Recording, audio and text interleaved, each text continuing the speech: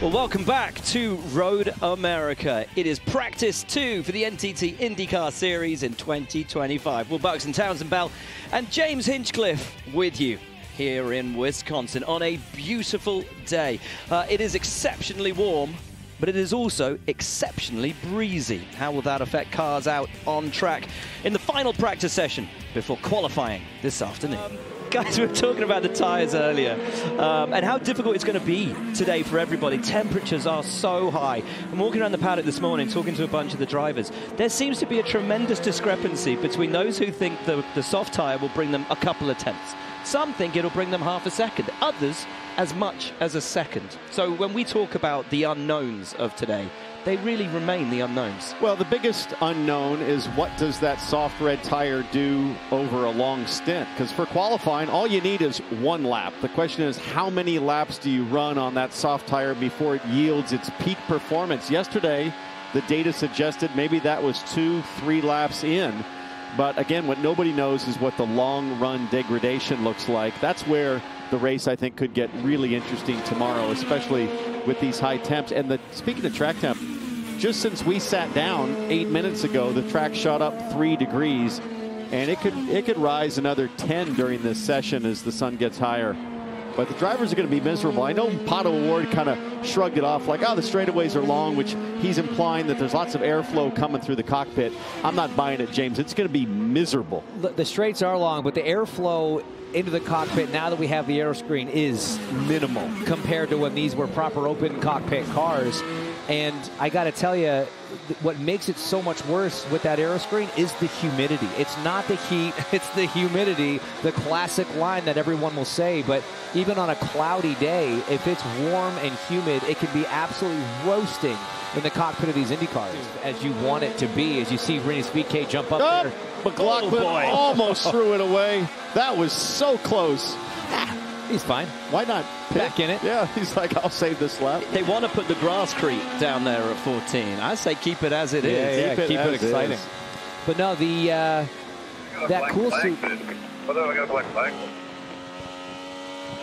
Just going to listen here. See, Kyle Kirkwood had a little bit of a moment himself, something we're seeing from a lot of drivers.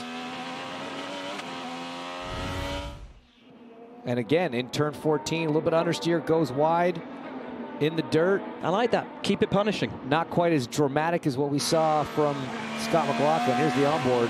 And again, you're so committed to the throttle there at mid-corner, you don't want to have to crack it on exit because it just costs you all the way down the straight. Let's take a look at Scotty Mack here. This was left rear off. It almost looks like there is some grasscrete air there wide.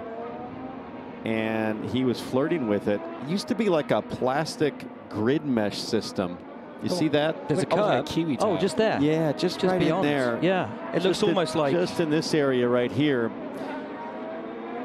Yeah, you're right. It looks almost like AstroTurf. Well, it's a grasscrete out of plastic rather than concrete, and the grass grows up through there. But clearly, Grastic. There you go. On the black. Well, things might be clicking even more for Nolan Siegel later on this season, as news came out this morning that former Team Penske strategist Kyle Moyer would be joining the McLaren team and would work as the strategist on the 6 of Nolan Siegel. Understand Moyer will join as the director of competition for the team. So this 20-year-old out of Palo Alto bringing some serious race-winning experience. James, what do you expect in mid-season? A guy coming off a long Team Penske career, leaving under very controversial circumstances, comes in mid-season. What do you think we can expect from Moyer joining the team? Well, look, I've worked alongside Kyle Moyer, a tremendously respected member of the IndyCar community. I was at Andretti when he left for Team Penske. As we see the 12, a little bit slow through turn 6 there. Maybe he's had a bit of an off. Yeah, rear right looked like he was rubbing something off it. I think he might have had a bit of an off. Let's quickly take another look back at what happened to Power here down into turn 5. Oh, yeah, all the way around. Big time. Sort of all the way around? That was a massive oversteer moment. We'll call that a spin. We'll call that a spin. We saw a hockey stop there yesterday. Yeah. Anyway, let's take a look back at some of the issues that Ferrucci has seen so far. Is this turn 14? It sure is, T-Bell. Popular place to have some drama today. You see that left rear, just like Scotty Mack.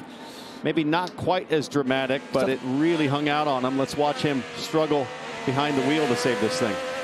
And you can see it. You saw it on the outside. The car bottoms out on the curb, and it kind of unsettles the rear, unloads the rear, and that's what kind of leads to that spot. And then down into turn 8. Oh, very, very late move on Colton Herta in the race. That would be awesome. In practice, I don't think Colton was expecting that. Wonder if something might have happened leading up to that. Sometimes that's the case with running guys way wide.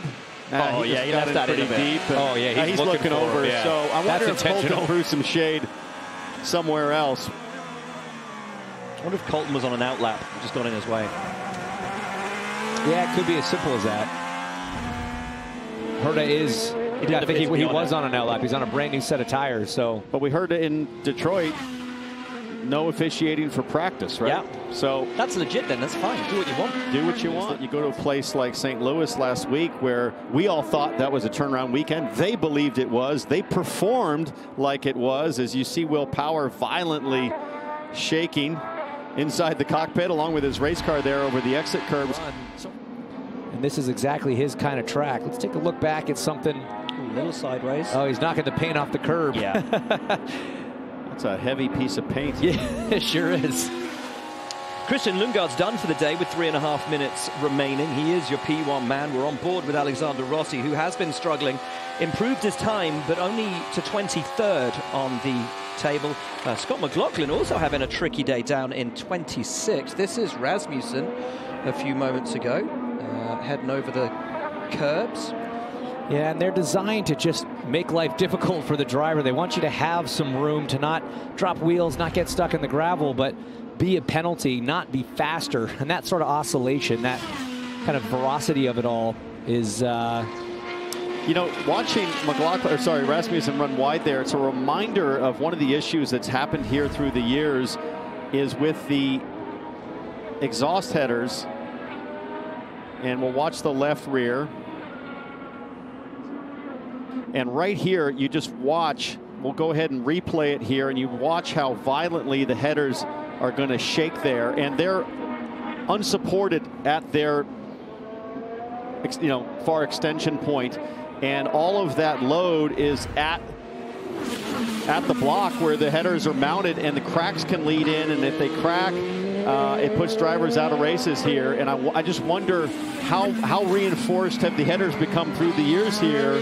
Are they enough? Because it's so violent when you see it in slow motion. And that's the last thing you want, is a seemingly innocent, run wide here, taking you out of the race because something like that cracks. Harder to regen. So fascinating to see the engineers work the energy strategy. Schwartzman there off turn 5 in 5, still 24th.